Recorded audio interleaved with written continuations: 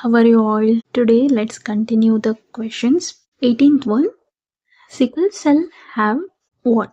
High mechanical fragility, high osmotic fragility, high mechanical fragility, low osmotic fragility, low mechanical fragility, and high osmotic fragility, low mechanical fragility, high osmotic fragility. First, let's think about the mechanical fragility, whether it's high or low.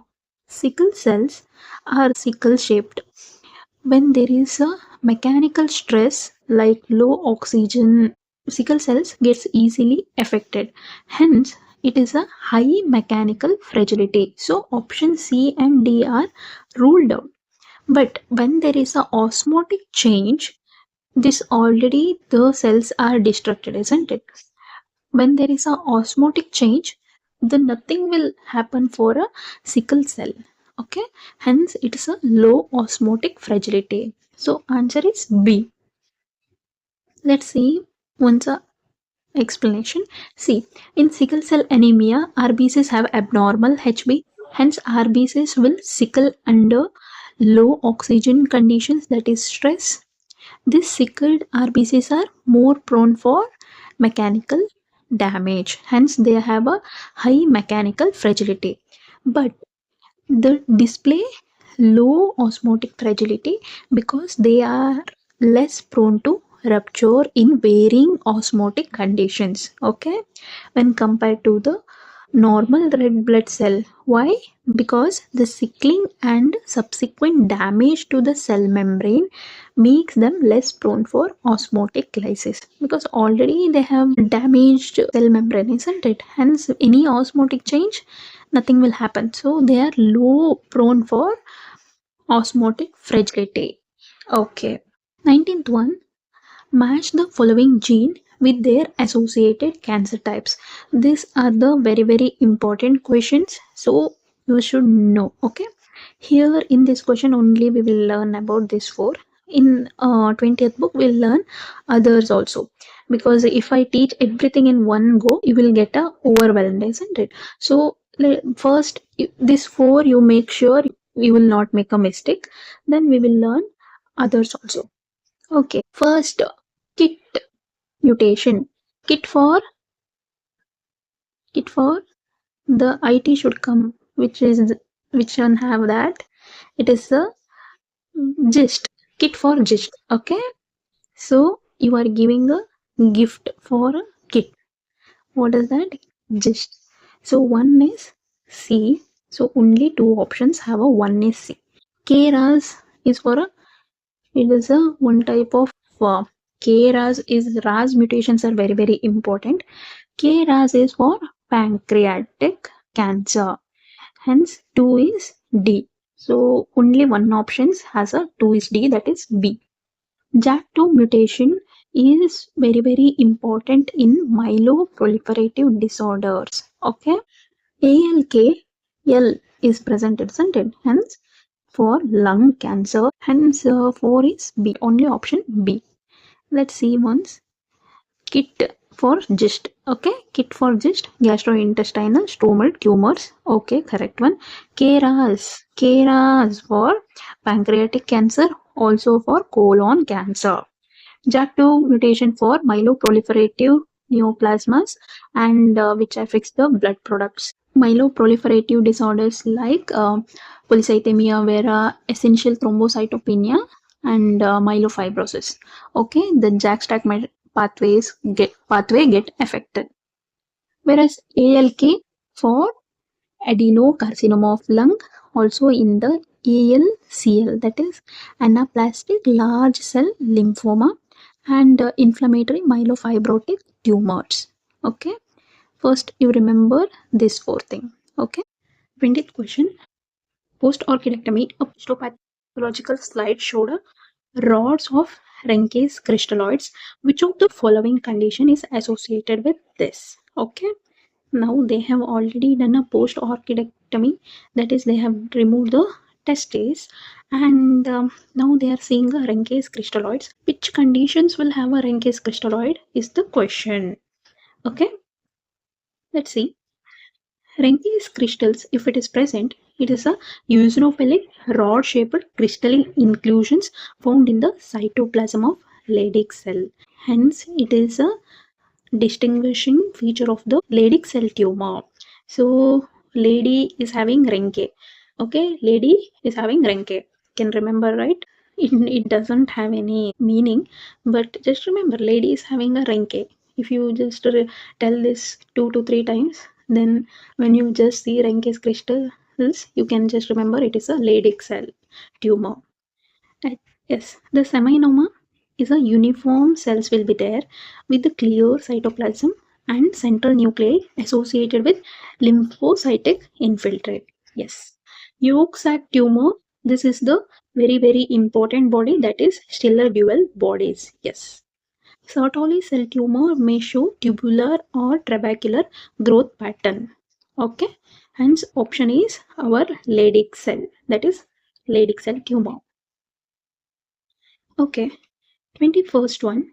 Which of the following proteins show marked increase in size in nephrotic syndrome on serum electrophoresis? Which one? Let's see the explanation once. In nephrotic syndrome, the alpha 2 globulin increases in serum electrophoresis. The heavy proteinuria will be there, yes, hence liver will increase the production of some protein, actually proteins like alpha 2 macroglobulin, which are the large protein. Okay, gamma globulin, there is a loss of smaller immunoglobulins in the urine, but there is no marked uh, decrease. Okay, beta globulin shows a little change in nephrotic syndrome. They also will not be so much increased or decreased. Okay, albumin markedly decreased, so in the nephrotic syndrome due to loss in the urine, so which is responsible for characteristic edema.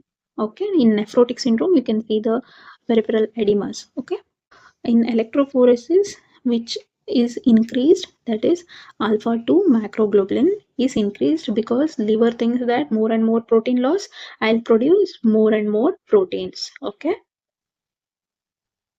and this is the large protein which is lost in the urine.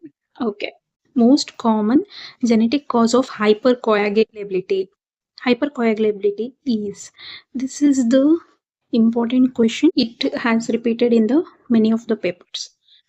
So factor B laden mutation, protein C deficiency, antithrombin 3 deficiency, G20210O, A prothrombin gene mutation. Which among this causes hypercoagulation? That is factor B laden mutation. Let me show you this. See, when there is a factor 5, that is factor V sometimes will tell, but factor 5 laden mutation, when there is a mutation of factor 5 laden, activated protein C comes and inhibit the factor 5, it will not get inhibited, so the pathway go on taking place and there is formation of thrombin and there will be hypercoagulation. See, this pathway, I have not written the Roman number, instead I have written the numericals because numbers will get attracted easily, isn't it? This everything is a intrinsic pathway and this side is the extrinsic pathway, this everything is the common pathway. Okay, in intrinsic pathway the factor 12 is converted to 12a, then 11 to 11a, then comes 9 to 9a. 10 is angry about the intrinsic, so it came in the middle. See, 10 and 5 are friends. Okay, so they are in the middle. Okay, after 9 again the 9 is converted to 10a, whereas this extrinsic pathway has a 7 and also 3 also will come here. This 7 to 7a is activated by the tissue factor when there is a trauma, which is the taking place in the extrinsic, that is outside. So when there is a trauma to the endothelium, this pathway get activated. PT, you can remember PET class, isn't it? That is physical education time, which takes place in the ground, isn't it? PET will take place in the ground, so that is extrinsic. So extrinsic pathway PT gets increased, intrinsic pathway APTT will get increased. So this 7A is activated by the tissue factors, and again it will also act on the 10 factor 10 to 10A. So that is 10A is activated factor 10. So all this prothrombin is converted to thrombin when this 10A and 5A comes. Okay. Fibrinogen to fibrin is done by thrombin. And fibrin to the cross-linked fibrin clot is by 13A. 13A is nothing but it stabilizes the clot. Okay, this much information you should know here, and you should remember that this antithrombin inhibits the thrombin formation, and also this activated protein C which is formed by the help of protein C plus thrombomodulin in the presence of protein S is converted to active protein C. What does active protein C do? It will inhibit the factor 5 and also 8. Okay, so when there is a mutation in the factor 5, there will be this activated protein C can't act to the factor 5, hence there will be mutation, hence there will be coagulation goes on takes place, hence there will be hypercoagulation. So whatever, if antithrombin 3 deficiency also causes hypercoagulation, and protein S deficiency also causes hypercoagulation, protein C deficiency also causes hypercoagulation, and hyperhomocystinemia, which affects the uh, endothelium, which activates a more tissue factor, also causes hypercoagulation. But in the question they have asked which is most common inherited, that is factor 5 laden mutation. Whereas this was the last option, G20210A prothrombin gene mutation is the second most common inherited risk factor for thrombosis, increases the level of prothrombin. Okay. Okay. So here answer is A. 23rd one. The thymus is designed to recognize MCH molecules represented to it and distinguish the cells as a self or foreign. Which gene is responsible for this? Okay, MCH means major histocompatibility complex. The MCH has something, okay, gene that is helping it to recognize whether it is a cell or it is a foreign cell, which is that it is something autoimmune, right? So AIRE, that is array. You can see, oh, array is the autoimmune regulator. AIRE gene, which is a specific gene which distinguishes cell from own or foreign. Its mutation causes autoimmune polyendocrinopathy. Whereas other options, Notch1 is for cell growth, maturation, and self-destruction. Notch mutation is seen in TALL. Whereas E2A is a protein which precedes the transcription.